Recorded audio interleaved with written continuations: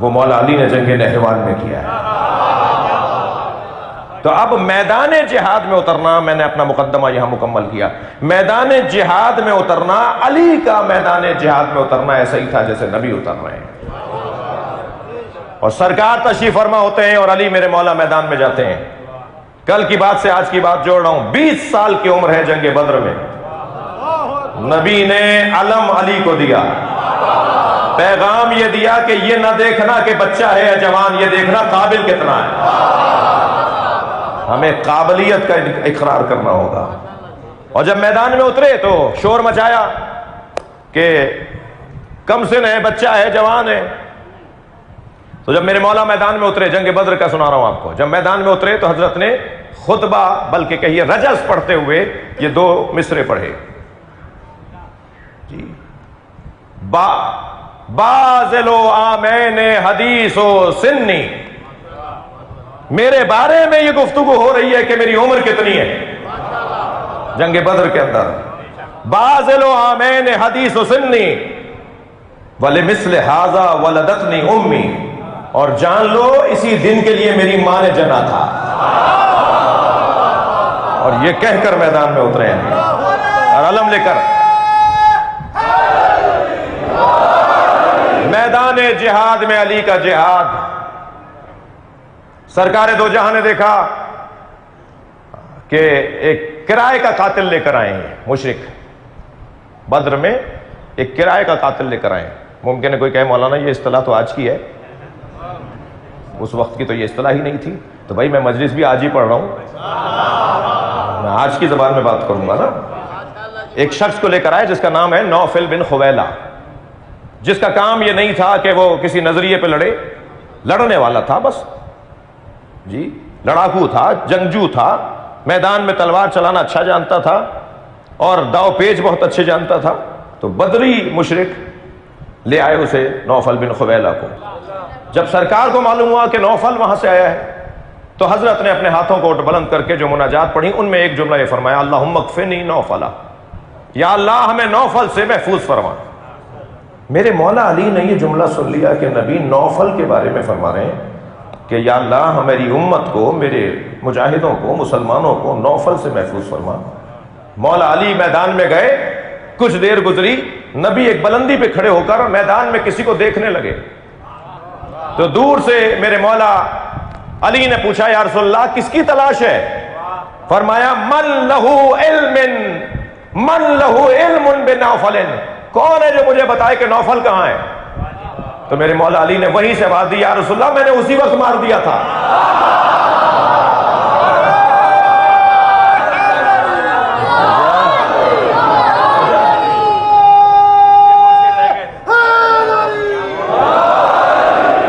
میدان بدر میں علی کا 80 سرداروں کو مارا ہے۔ یہ جو کربلا میں ہوا نا، یہ جو آج تک ہو رہا ہے،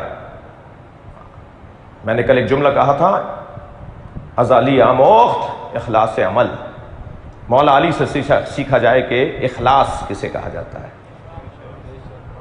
جب علی نے اللہ کی خاطر مارا تھا تو مرنے والوں کی اولادیں بھی تو یہی مانے کہ جب تم صلوات پڑھیں ذرا محمد و آل محمد،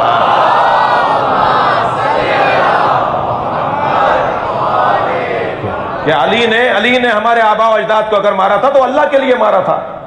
اب اگر تم مسلمان ہو گئے تو اللہ کی خاطر علی سے دشمنی نہیں کرو۔ لیکن علی کا خلوص یہ نہیں دیکھ رہے میرے مولا کہ میری نسل کے ساتھ کیا ہوگا۔ 80 سرداروں کو قتل کیا۔ جنگ بدر کے بعد جنگ احد آ گئی۔ ایک مثال دوں گا جلدی جلدی۔ جنگ احد کے اندر ابو سفیان نے پوچھا کہ کون سے قبیلے کے پاس پرچم ہوگا؟ معلوم ہوا کہ بنی خزیمہ کے پاس پرچم ہوگا جی۔ کہنے لگا بنی خزیمہ کے پاس پرچم ہوگا، تو کہنے لگا مجھے ان سے ملنا ہے۔ ملنے گیا، کہنے لگا خبردار ایک ہاتھ میں پرچم نہ رہے، توجہ چاہوں گا جملہ سنیں، ایک ہاتھ میں پرچم نہ رہے، اس لیے کہ علی کا پہلا کام یہ ہوتا ہے کہ پرچم دار کو مارتا ہے چاہے جنگ ٹھنڈی پڑ جائے۔ تو پرچم بدلتے رہو تاکہ علی کس کس کو مارے گا، کس کس قبیلے سے دشمنی لے گا۔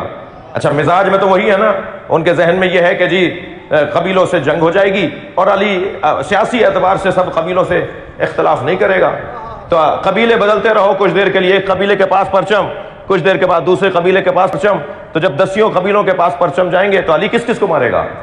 لیکن جب جنگ احد تمام ہوئی، اگرچہ اس کے تمام ہونے پر ایک اور عبرت سامنے آئی، لیکن جنگ احد جب تمام ہوئی اور یہ لوگ واپس گئے تو انہوں نے آپس میں بیٹھ کر حضرت سے یہ کہا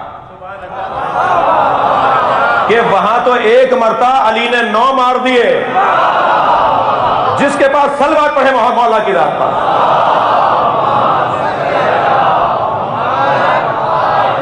جس کے پاس بھی پرچم جاتا تھا مولا اسے مار دیتے تھے۔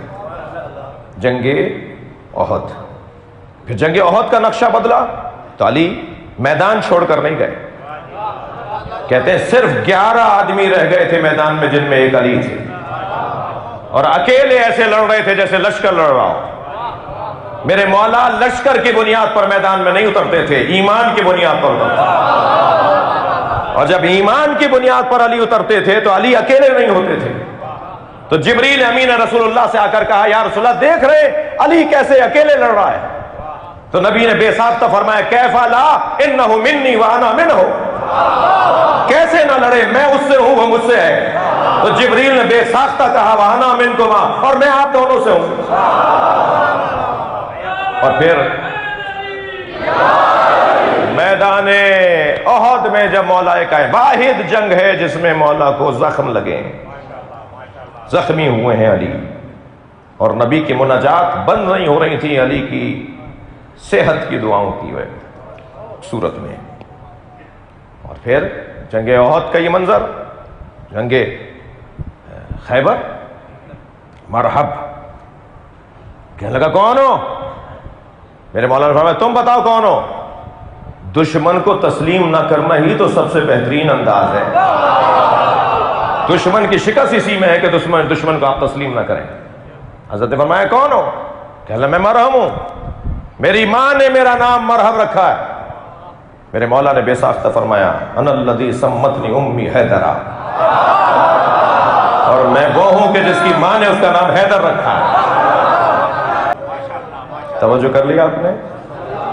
اور پھر مرحب کو جس انداز سے مارا ہے وہ بھی آپ کے پیش نظر ہے، اور جنگ خیبر کا جو منظر ہے وہ بھی حضرت اللہ اکبر حاکم شام نے حضرت عبداللہ ابن مسعود سے کہا علی کی کوئی فضیلت ہے؟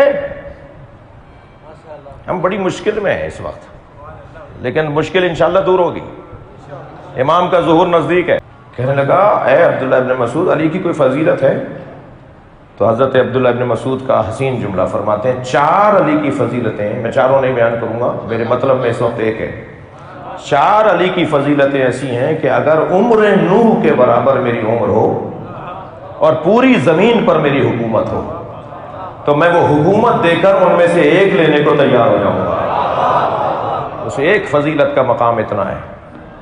ان 4 فضیلتوں میں سے ایک فضیلت یہ جو حضرت عبداللہ ابن مسعود نے بیان فرمایا میں نے اپنی آنکھوں سے یہ منظر دیکھا کہ نبی نے فرمایا لَأُوتِيَنَّ غَدًا رَایَةً رَجُلًا کَرَّارًا غَيْرَ فَرَّارٍ، کل میں اسے علم دوں گا جو مرد ہوگا، کرار ہوگا، غیر فرار ہوگا، اللہ اور اللہ کا رسول اس سے محبت کرتا ہوگا، اور وہ اللہ اور اللہ کے رسول سے محبت کرتا ہوگا۔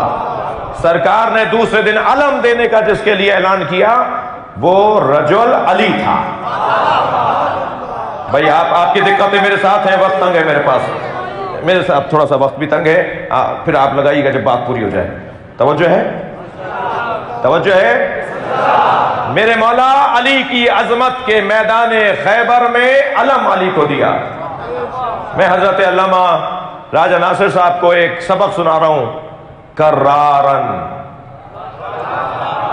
کرار کسے کہتے ہیں میں بچوں کو بتا رہا ہوں اور بزرگوں سے دعا لینی ہے۔ کرار تکرار خاندان کا ہے۔ کہنے لگے جی جو پلٹ پلٹ کے حملہ کرے اسے کرار کہتے ہیں، یہ تو بہت سادہ سی بات ہے، جو یہاں سے بھی حملہ کرے وہاں سے بھی حملہ کرے، اس طرف والے کو بھی مارے اس طرف والے کو بھی مارے، جو جھپٹ جھپٹ کے حملہ کرے اسے کرار کہا جاتا ہے۔ حضرت آیت اللہ باقر فخار مولائے معرفت نامی 2 جلدی کتاب میں اصفہان کا درس خارج اس وقت 2 درس خارجوں میں ایک درس خارج حضرت آیت اللہ باقر فخار کا ہے. انہوں نے 2 جلدی کتاب لکھی ہے مولا معرفت کے نام سے، مولا علی کے فضائل پر، اور سقائے معرفت کتاب لکھی ہے مولا عباس کی عظمت پر. کتابوں کے ناموں سے پتہ چل رہا ہے کہ کیا گہرائی ہوگی.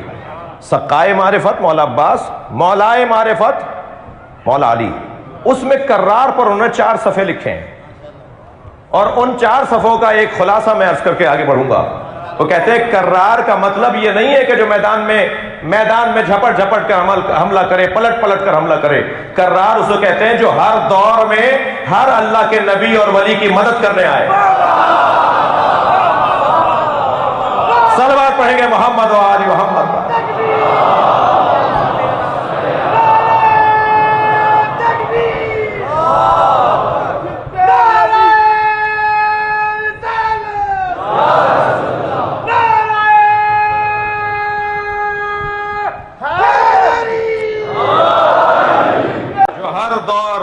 ہر نبی کی مدد کرنے آئے.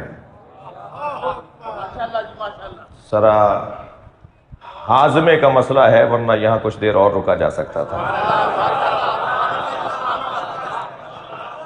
میری مراد ہاضمے سے کیا ہے وہ آپ کو محسوس ہوگی. وہ جو ہے دوا ہے ہر دور میں جو مدد کرنے آئے. کرار روح القدس کو ذرا سمجھنے کی ضرورت ہے. آگے بڑھتے ہیں.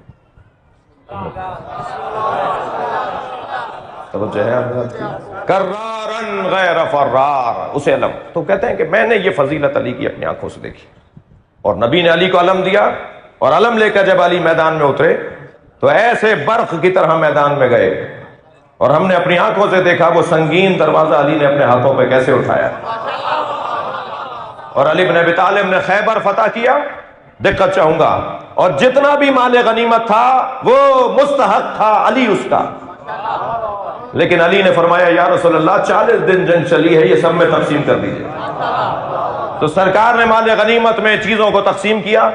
صاحبان دقت سے توجہ چاہوں گا، جنگ خیبر کے کچھ منظر پڑھ رہا ہوں. مولا علی کے میدان میں اترنے کی کچھ باتیں ہو رہی ہیں. جب میدان خیبر فتح ہو گیا اور مال غنیمت میں بہت ساری چیزیں ملی، تو ان میں کچھ جانور بھی تھے، گھوڑے، گدھے، اونٹ، ناقے، اونٹنیاں، شاید گائے بھینسیں بھی ہوں. وہ سارے جانور لائن سے باندھے ہوئے تھے. تو ایک جانور ان میں سے ایک گدھا نبی کی طرف مڑ کے دیکھ رہا تھا. تو سرکار نے فرمایا کہ اس کی رسی چھوڑ دو. جیسے اس کی رسی چھوڑی گئی تو وہ دوڑتا ہوا آیا اور نبی کے پیروں کا اس نے بوسہ دیا اور سرکار سے کچھ کہنے لگا، اور سرکار نے اسے جواب دیا. تو صحابہ کرام نے پوچھا یا رسول اللہ اس نے کیا کہا تھا جو آپ نے اس کو یہ فرمایا کہ میں تمہیں یہ شرف دوں گا، میں تمہیں یہ شرف بخشوں گا؟ اس نے کیا مانگا آپ سے؟